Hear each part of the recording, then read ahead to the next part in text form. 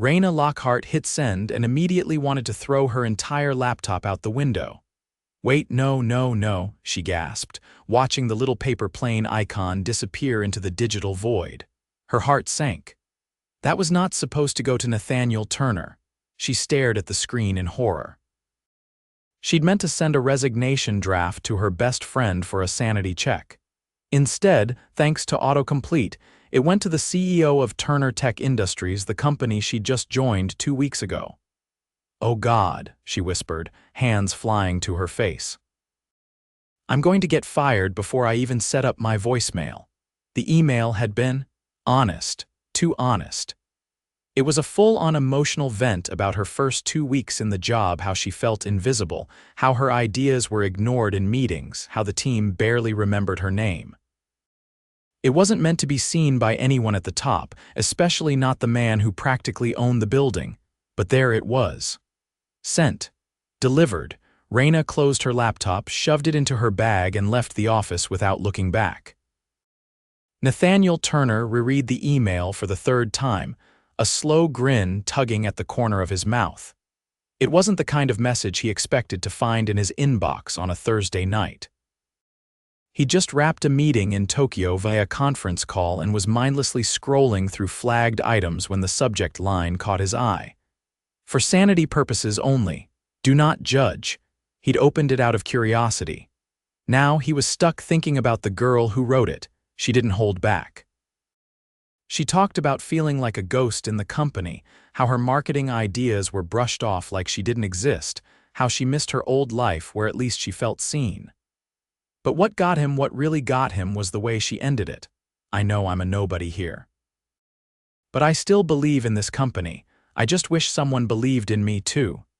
Nathaniel leaned back in his leather chair, still staring at the screen. He'd read thousands of reports, proposals, and corporate memos. But that email, that was the first time someone had spoken with raw honesty. It wasn't just the vulnerability that pulled him in. It was her fire, her hope buried under frustration. He clicked her name, Raina Lockhart, entry-level marketing associate, brown hair, bright hazel eyes in her ID photo, hired 2 weeks ago. Columbia grad, smart, quiet, overlooked, not anymore. The next morning, Raina kept her head down and prayed for invisibility. She avoided eye contact, especially with her supervisor, and definitely stayed away from the top floor where the CEO's office loomed like a glass fortress. She was halfway into her 3rd cup of coffee when her phone rang. "Raina Lockhart?" a crisp voice asked. "This is she. Mr. Turner would like a word. Now." She nearly dropped her mug. The elevator ride to the top floor felt like the slowest descent into doom in history. When the doors opened, she was greeted by a sleek office with floor-to-ceiling windows, a skyline view of Manhattan, and a man behind a desk who looked like he belonged in a movie. Nathaniel Turner stood as she entered. Tall, sharp jaw, dark hair, a presence that made her forget how to breathe. "Miss Lockhart," he said, his voice smooth, rich, "please sit." I can explain," she blurted, clutching her bag. He raised a hand. "You don't need to, I read it." Her heart pounded. She braced herself for the firing, but instead of yelling, he smiled. "I liked it." She blinked. "You." "What?" Nathaniel walked around the desk, leaning casually against it. "That email was the most honest thing I've read all year, and you're right. You're not being seen. That's a problem. One I want to fix." She stared, confused. "I'm assigning you to a new project," he continued. "You'll be working directly with me on a campaign we're launching next month. You'll have full creative input." I don't understand. I thought you'd be mad." I was intrigued. His gaze locked onto hers. "Most people in this building tell me what they think I want to hear. You told me the truth." "That matters more than you realize," she swallowed. "So, I'm not fired," he chuckled. "Far from it." The next week was a blur. Suddenly, Raina was in meetings where people actually listened. Nathaniel gave her space to speak up, asked her questions, challenged her ideas, but always with a spark of encouragement. He didn't just pretend to care, he actually did. He saw her. And that was dangerous. Because now, every time he leaned over her shoulder to look at her screen, or offered a small smile across the boardroom table, her heart did things it had no business doing. She shouldn't be thinking about her boss like that. Especially not the billionaire CEO who could have anyone he wanted. But late one evening, when they stayed behind to finish a campaign brief, something shifted. She looked up from her notes and found him watching her. "What?" she asked, her voice soft. "You're different than I expected," he said. "Different how? More fire." His gaze didn't waver. "More heart." The silence stretched, her chest tightened, he stepped closer. "I've been thinking about that email." "Please don't," she groaned, covering her face. "No, listen."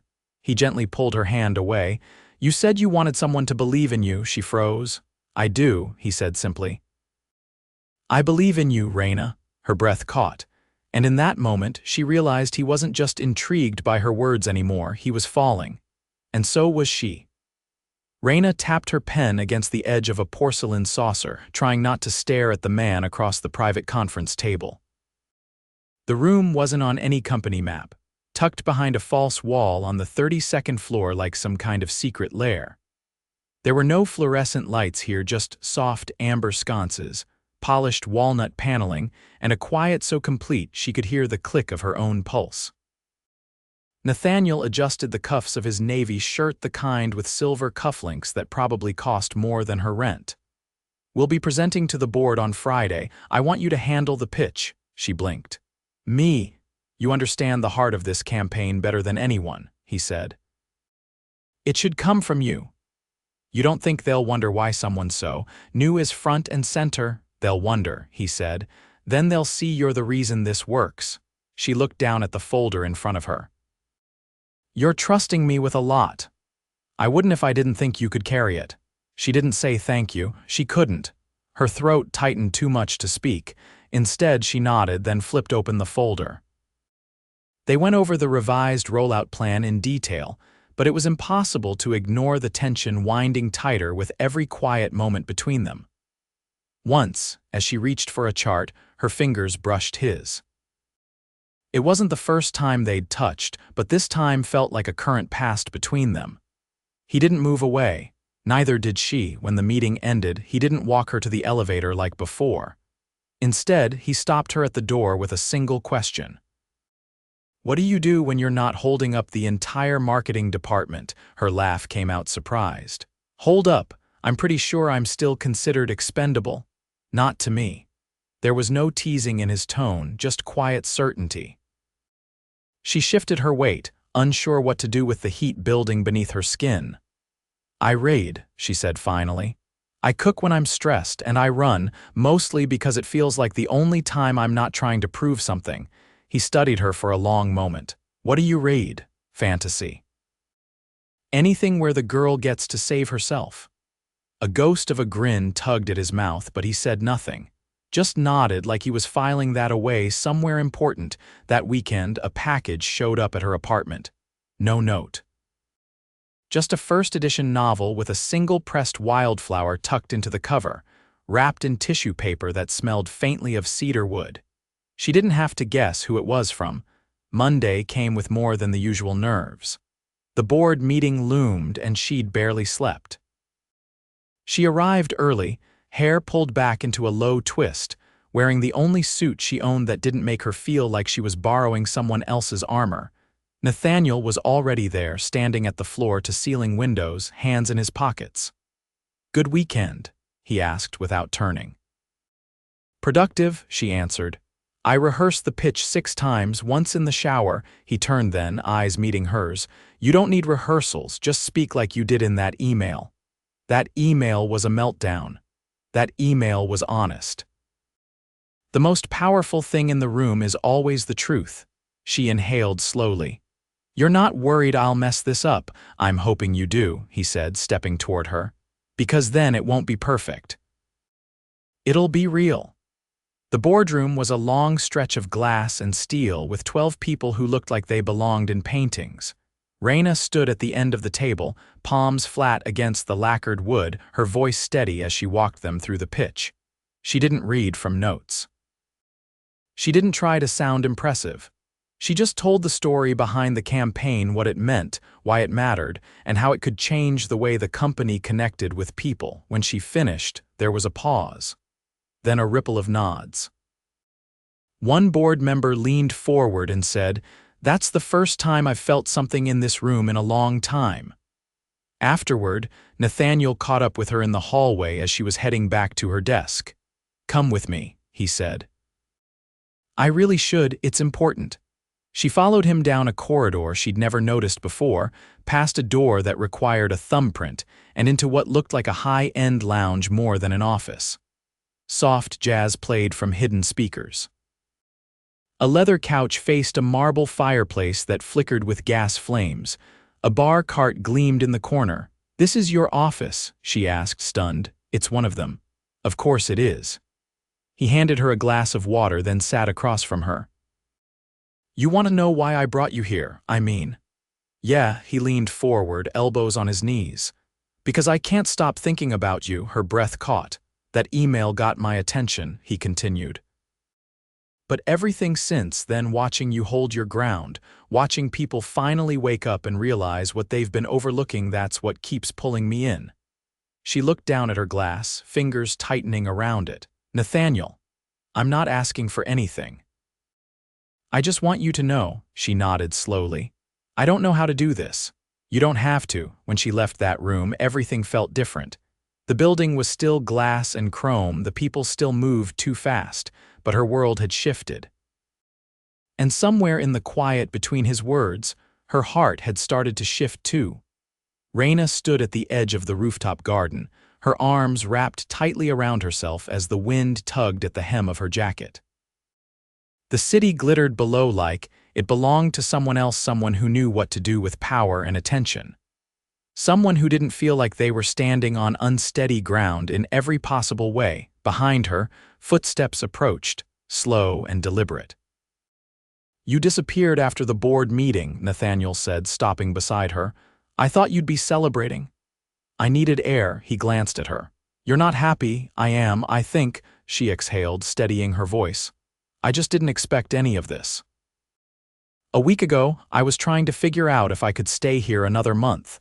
Now I'm fielding questions from executives who didn't know I existed. You earned their attention." She looked out toward the skyline, refusing to meet his gaze. "It doesn't feel like mine." Nathaniel stepped closer, his voice softer now. "What are you afraid of?" "That none of it lasts," she said after a pause. "That the moment I let myself believe I belong, someone will remind me that I don't." He said nothing for a moment. "Then, you're not easily replaceable, Raina, not anymore." She finally turned to him. "Is that what this is about, making yourself feel better for giving me a chance?" "No," he said firmly. "This is about me not being able to stop wondering what it would be like to know you outside of calendars and launch schedules." She blinked, caught off guard. "I want to take you out," he said. She stared at him. "On a date." "You want to take me out on a date?" "Yes. I work for you, you work with me, there's a difference." "I don't know if it's that simple." "It isn't," he agreed, "but I'm willing to make it simple if you let me." Her stomach twisted with a dozen conflicting answers. Before she could choose one, a sudden burst of laughter echoed behind them. A group of junior associates had arrived on the roof for what looked like a farewell toast. Raina stepped back instinctively. "You should go. If someone sees—" "I don't care who sees," he interrupted. She shook her head. "I do." Later that evening, she sat alone in her apartment, pushing a fork through leftover pasta. Her phone buzzed, screen lighting up with a missed call from her mother. She let it go to voicemail. She wasn't ready for questions about work or why she sounded tired again. Instead, she opened the book he'd sent her, the one still sitting on her nightstand. The flower he'd tucked inside had dried and curled, delicate as ash. She turned a page and found a small card she hadn't seen before, tucked so precisely it must have slipped in unnoticed. It read, "Not everyone who sees your fire tries to put it out. Some of us want to watch it light the world." She closed the book slowly, heart pounding. The next day, she walked into the office and found a calendar invite waiting for her. No details, just a time and a location, the Lake Room. A private restaurant uptown she'd only ever read about in glossy magazines. She hesitated for a long moment, then clicked accept. That night, a black car waited at her curb. The driver held the door without a word. Inside, the seats were stitched leather, the kind that whispered wealth instead of shouting it. When she arrived, Nathaniel was already there, standing beneath a chandelier shaped like frozen rain. He wore a charcoal suit, no tie, and looked like every decision came easy to him, until he saw her. Then his expression shifted, no cool detachment, no studied charm, just something raw and unguarded. "You came," he said. "You gave me a choice," she replied. "That matters." Dinner was unlike anything she'd known. The table was set with crystal and silver. The air smelled faintly of saffron and something richer beneath it. But none of it mattered compared to the way he looked at her. At one point, she set down her wine glass and said, "You know this is a bad idea, right?" "Yes. You know people will talk. They already do. And you're not worried." "I'm only worried you'll walk away before I show you this is real." She didn't answer. She couldn't. Not when everything inside her was unraveling at once. After dinner, he walked her to the car, his hand resting lightly on the small of her back. Before she could step inside, he turned her gently toward him. "I don't want this to be something you regret," he said. "It's not," she whispered. "I'm just trying to catch up." He brushed a strand of hair from her temple. "Then I'll wait," she nodded, heart thundering. As the car pulled away, she looked back once. He was still standing there, watching her, hands in his pockets, as if he knew the ground had shifted for them both. And it had. Raina stepped into the atrium of the gala, her heels clicking quietly on the marble as she paused beneath the cascade of white lilies suspended from the ceiling. The room shimmered in tones of champagne and candlelight, and every guest looked like they'd stepped out of a curated spread in a luxury magazine. She shouldn't have been surprised. It was Turner Tech's annual innovation benefit. After all, but nothing prepared her for the sheer magnitude of the event. She didn't look for him, not immediately. She needed a moment to breathe, to remind herself that being invited didn't mean she didn't belong. "Raina." The voice found her first. She turned, her reply catching in her throat. Nathaniel stood at the base of the grand staircase, tailored in a deep indigo tuxedo that somehow made the room quiet around him. There was a sharpness to him tonight, not cold, but precise, as if he'd been cut from the skyline itself. "You came," he said, voice low as he approached. "I said I would." His gaze swept over her, not lingering, not obvious, but enough to tighten something in her chest. "I wanted you here," he said. "I figured," she replied. The hand-delivered invitation with my name embossed in gold foil was a subtle hint. He laughed quietly, and the sound warmed the space between them. "You're not here to be part of the crowd," he said. "You're here to be seen." Before she could respond, a woman in a crimson column gown appeared at Nathaniel's elbow. "Darling, the investors from Berlin just arrived." Raina's stomach flipped. The woman was striking, older, with a confidence that bordered on territorial. She didn't acknowledge Raina, just waited for Nathaniel to respond. "I'll be there in a moment," he said. The woman's eyes flicked to Raina, then, assessing. "Of course." She walked away without waiting for a response. Raina exhaled slowly. "She seems established. She's my father's former strategist. She's known me since I was barely out of prep school." "Well, she looks like she'd eat my resume for breakfast." Nathaniel's brow lifted slightly. "Are you intimidated? I'm realistic." He leaned in slightly. "She doesn't know what I know." Raina tilted her head. "Which is?" "That you're the only person in this room who makes me forget why I'm even here." Before she could shape a response, a hand clasped her shoulder. "Raina Lockhart?" a man asked, grinning. "I've been hearing your name all month." She turned to see an older executive, someone she recognized from quarterly reports but had never spoken to directly. "I'm on the advisory panel," he continued. "That campaign, brilliant, you flipped the engagement metric on its head." She managed a smile. "Thank you, it was a team effort." He raised a brow. "Modest, I like that." Nathaniel waited until the man moved on before stepping back beside her. "You've started a ripple," he said. "I don't know what I've started," she admitted. "But it feels like something I can't control." "That's the best kind of momentum," she paused. "I don't want to become someone I don't recognize." Nathaniel's jaw tightened slightly. "Then don't." But don't make yourself small just because the room is big." They stood in silence for a moment, the hum of conversation and clinking glasses surrounding them. "Come with me," he said. She followed him through a side door, down a velvet-lined hallway, and into a private terrace overlooking the East River. The city stretched out in front of them, alive, indifferent, beautiful. "I used to come out here when I couldn't breathe," he said, resting his hands on the railing. "When my father ran this company, he didn't leave space for mistakes, or for people like you, people like me, people who disrupt the pattern." She stepped beside him. "And what do you want to leave space for?" He looked at her. Something honest. Her heart beat faster. "Is this honest?" "I think it might be the only honest thing in my life right now," she hesitated. "I don't want to be a secret. You won't be. I don't want to be a statement either."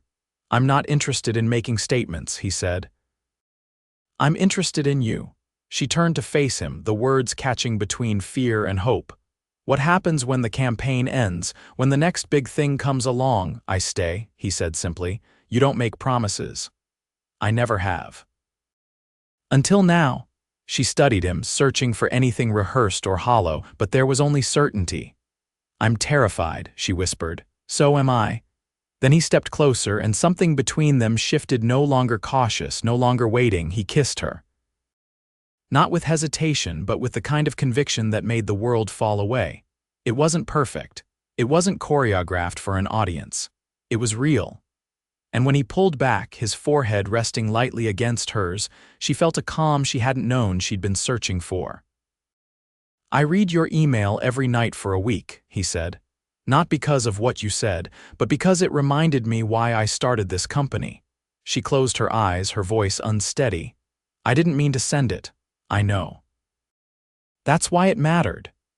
Later that month, a press release went out announcing a new leadership initiative inside Turner Tech 1, focused on nurturing unheard voices.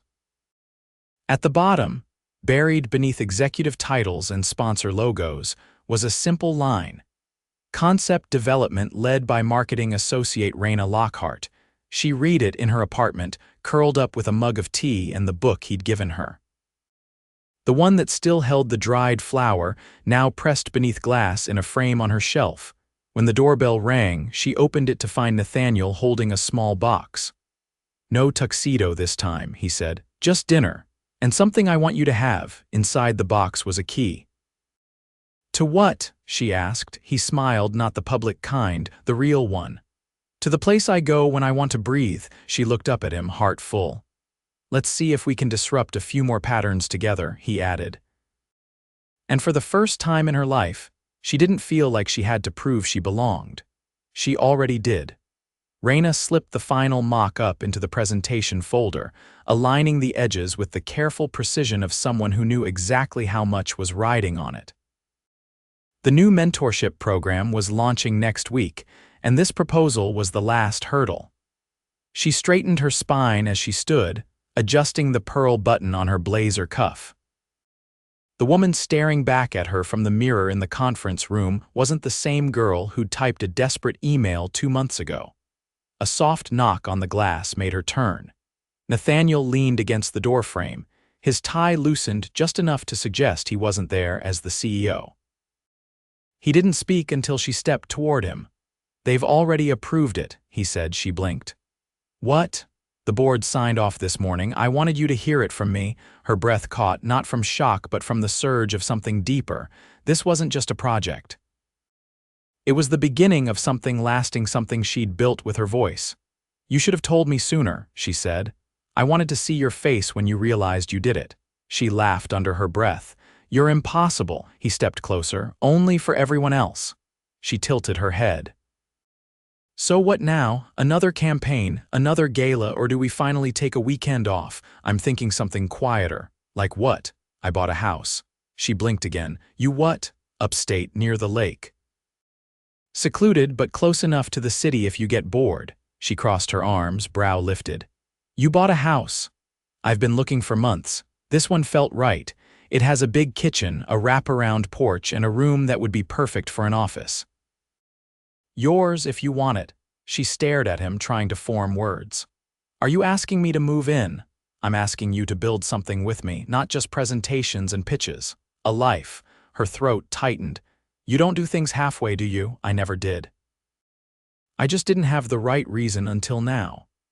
He reached into his jacket pocket and pulled out a small velvet box. Her breath caught, but he didn't open it. Not yet. I'm not asking you to say yes to forever tonight. I'm asking you to say yes to now, to this next step. To us. She took the box from his hand, her fingers trembling. You're serious. I've never been more sure of anything in my life. She opened it slowly.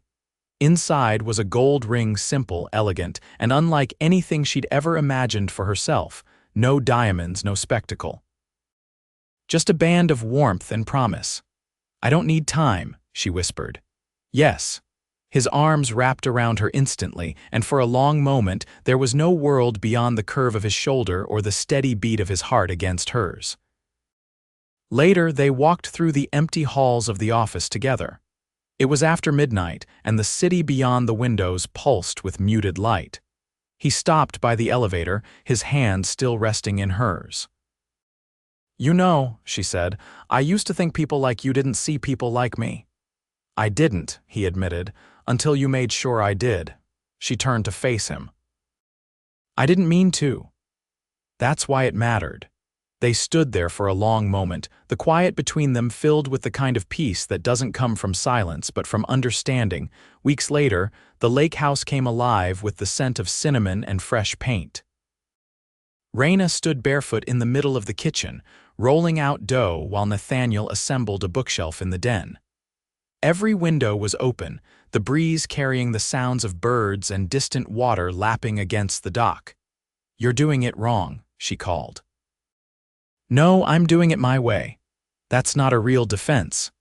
It is when you're building a crooked bookshelf for a woman who reads fantasy novels about warrior queens. She laughed, brushing flour from her cheek. He walked into the kitchen and wrapped his arms around her from behind, resting his chin on her shoulder. This is the part I never knew I needed. What, mornings like this, you here, dough on your nose, telling me I'm wrong. She leaned into him. You are. I know. They stayed like that, swaying slightly as the sunlight poured in across the wooden floor. Later that evening, they sat on the porch wrapped in a blanket, a glass of wine between them and the stars scattered above like promises. He kissed her temple, then her cheek, then her lips slow, reverent, like every moment still surprised him. I used to think I needed control to breathe, he murmured, and now, I just need you. She smiled against his chest. Guess that email did more than just cause a panic attack. It changed everything. And it had. Not just for her, not just for him, but for the way they saw the world. Together they'd built something unexpected, something honest, something that would last.